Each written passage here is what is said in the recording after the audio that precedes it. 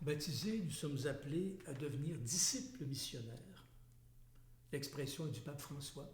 Et c'est le titre d'un petit ensemble d'entretiens que je vous propose autour de la réalité du baptême et du virage missionnaire, qui est le défi actuel de l'Église du Québec.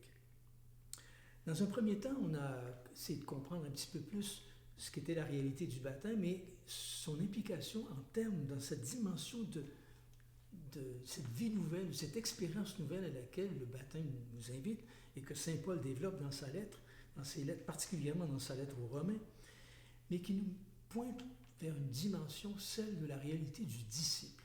Alors on a essayé de voir qu'un disciple, un vrai disciple, un disciple à la manière des évangiles, qu'est-ce que c'est? C'est quelqu'un qui s'attache à son maître, à son enseignement, mais c'est d'abord quelqu'un qui écoute, quelqu'un qui est avec. Mais on a un petit pas de plus à faire. Si un disciple, c'est quelqu'un qui écoute, quelqu'un qui est avec, ce n'est pas pour appartenir à un petit club sélect et bien privé. Le pape François ajoute une caractéristique au mot disciple et il prend la peine de l'associer, d'associer intimement les deux termes, comme je l'avais fait remarquer, en y mettant un trait d'union. Un disciple, un vrai disciple, un disciple à la manière des évangiles, est un disciple trait d'union missionnaire. Si l'expression commence à nous être un peu familière, il faut savoir qu'elle est en fait relativement nouvelle. Elle est employée pour la première fois en Amérique du Sud en 2007 à l'occasion d'une rencontre très importante des évêques latino-américains. Monseigneur Georges Mario Bergoglio, le futur pape François, y est présent et rend l'expression populaire. Il écrit « Une église qui ne vit pas repliée sur elle-même est une église qui sort. Une église en sortie est une communauté de disciples, trait d'union, missionnaires. Tout chrétien est missionnaire dans la mesure où il a rencontré l'amour de Dieu en Jésus-Christ. Nous ne disons plus alors que nous sommes disciples et missionnaires, mais toujours que nous sommes disciples, trait d'union, missionnaires. Une seule et même réalité. Avouez que l'expression est belle, mais qu'elle a en même temps quelque chose de dérangeant et même d'agaçant pour quelques-uns.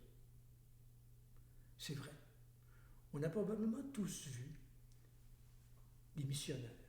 Rappelez-vous, quand on était plus jeune, là, avec une grande barbe, une soutane blanche, la croix bien en main, partis convertir les Africains, les Chinois, les Japonais, les Australiens, souvent au risque de leur vie.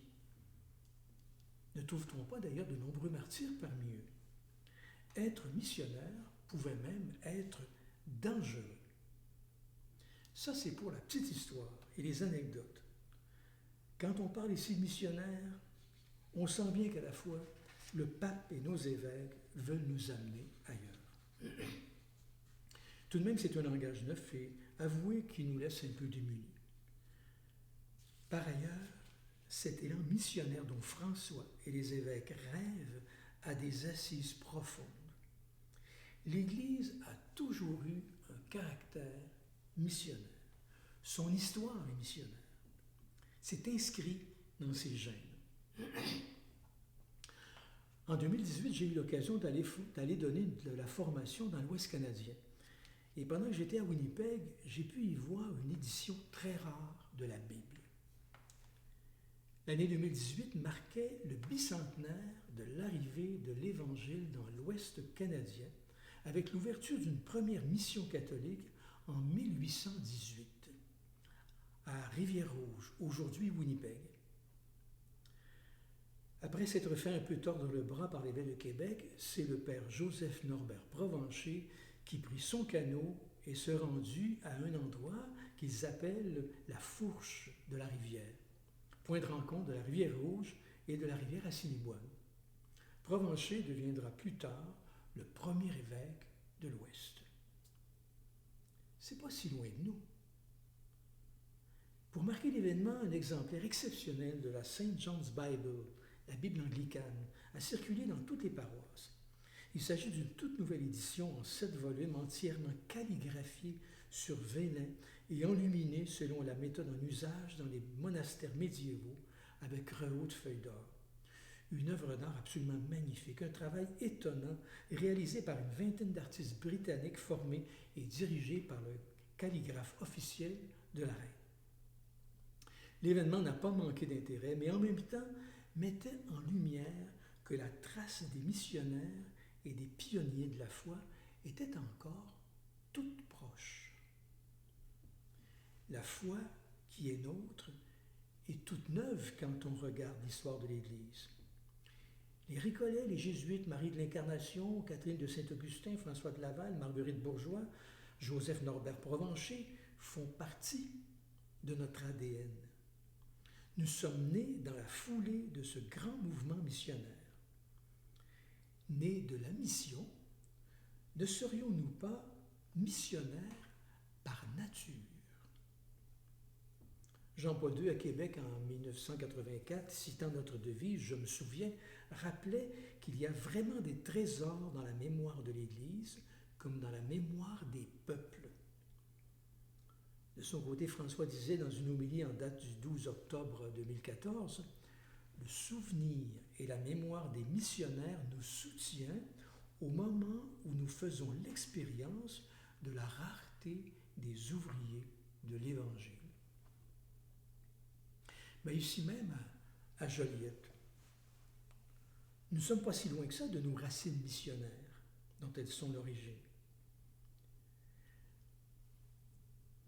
Barthélemy Joliette fonde un village, espérant y construire des moulins, etc. Il appelle tout ça l'industrie. Un premier prêtre vient de Montréal pour assurer un peu de ministère autour d'une petite église qui se construit ici à Joliette. Et dès 1847, arrivent 3 missionnaires qui arrivent de France. 3 clercs de Saint-Viateur, Étienne Champagneur, Augustin Fayard, Louis Chrétien. C'est pas si loin de nous, 1847. À peine 150 ans, un peu plus. À peine. On est encore dans cette réalité de la mission. 3 Français qui quittent les beaux coteaux d'Illonnais, où il y a des belles vignes, des vergers, etc., pour s'en venir dans les maringouins et les épinettes de Barthélemy Joliette. C'est l'origine de la ville, c'est aussi l'origine de l'Église qui est ici présente. Ce sont des racines, nos racines sont proches. C'est tout proche. Cette histoire missionnaire qui a vu naître l'Église de Joliette est encore toute proche de nous.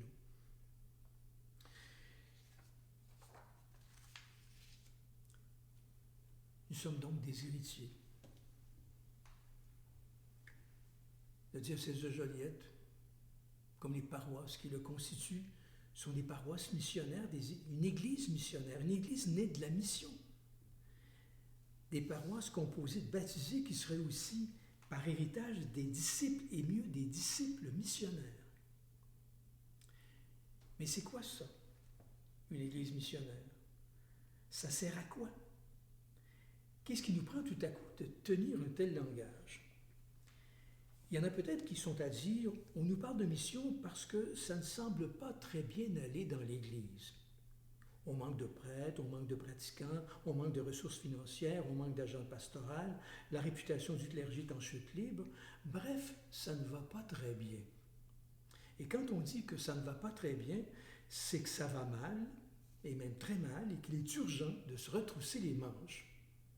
C'est ce que techniquement ça veut dire. Mais attention, ce type de réflexion peut avoir comme conséquence d'amener à penser que si on parle de mission et d'église missionnaire, c'est pour parer aux urgences. Comme on est mal pris, ben là on sort le concept de mission puis d'église missionnaire. C'est peut-être pas faux. Soyons réalistes. Mais si toutes ces urgences étaient un temps de grâce, les ébranlements que notre Église connaît exigent d'elle aujourd'hui qu'elle retourne aux sources, précisément celles qu'évoquait déjà le Concile avec de beaux mots et des phrases bien tournées. À l'époque, tout cela pouvait sembler bien théorique, mais aujourd'hui c'est autre chose. Ainsi, par exemple, on peut lire dans un document important du Concile, donc qui date de 50 ans, quelque chose qui aujourd'hui semble vouloir prendre tout son sens.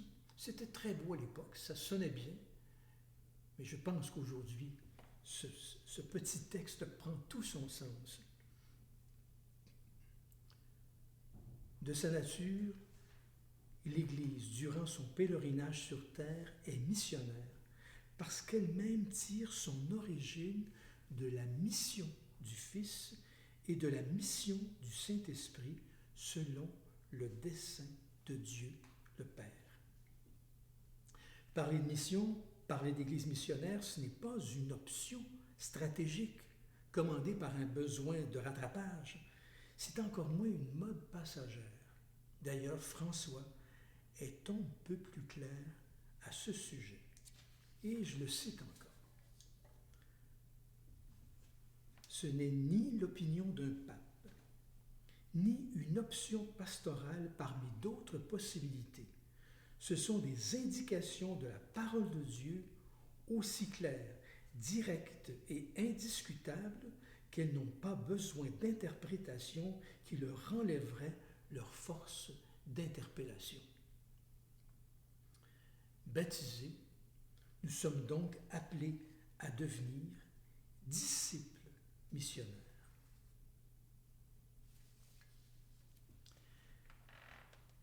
Je termine ce deuxième entretien en attirant votre attention sur un autre mot qui comporte le titre de nos entretiens précisément. On a parlé de disciples, on a parlé de disciples, on a parlé de mission, on a parlé de baptisés, de disciples et de mission, mais quand on relit avec attention l'interpellation de François, il y a un verbe, le verbe devenir.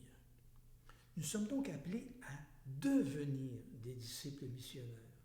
Si nous sommes appelés à le devenir, c'est que nous ne sommes peut-être pas encore. Et pour cause, tout simplement parce que nous avions un peu perdu l'habitude de nous questionner. Et même l'avons-nous déjà fait sur la réalité de notre baptême, sur le simple fait que nous sommes des baptisés. Appelés à devenir missionnaires, bien joli comme question. Où et comment? C'est ce qu'on verra dans les entretiens qui vont suivre.